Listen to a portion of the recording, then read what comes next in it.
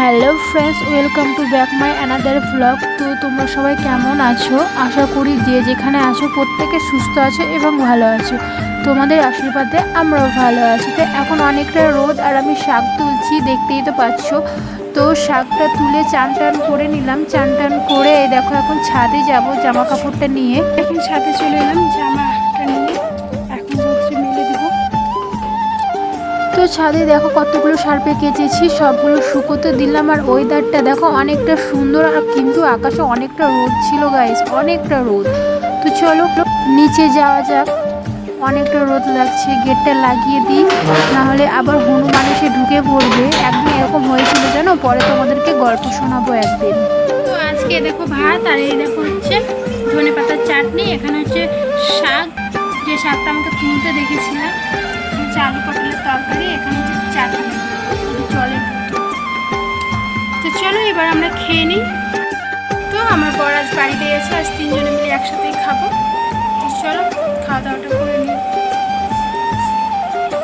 তো আজকে বরমশাই বাড়িতে ছিল, তিনজনে মিলে দুপুরে জমিয়ে খাওয়া দাওয়া করব। তো এই দেখো আমি আমার ভাতটা তুলে নিয়েছিলাম, ওদেরকেও দিয়েছি। তো এই দেখো তারপরে আর ভিডিও করা হয়নি। প্রায় এখন রাত 9টা মতো বাজে। 9টার সময় তালের বড়া করব, বর এনে রেখেছিল, খেতে চেয়েছিল। তো চলো তাহলে তালের বড়াটা করা যাক। এবার আমি ফার্স্ট টাইম তালের বড়া করছি, জানি না কেমন হবে। তো যাই হোক ভালো করারই চেষ্টা করব। প্রথমে তালের খোসাটাকে ছাড়িয়ে নিয়ে তালটাকে আমি ভালো করে ঘষে নেব।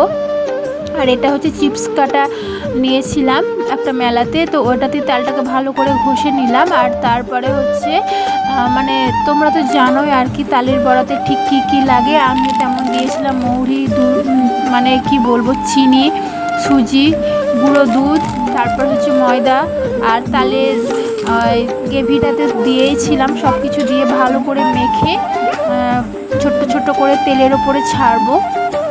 তো আমি ফার্স্ট টাইম তালের বড়া ট্রাই করলাম। ভিডিওটা আমি পরে দিচ্ছি আর কি।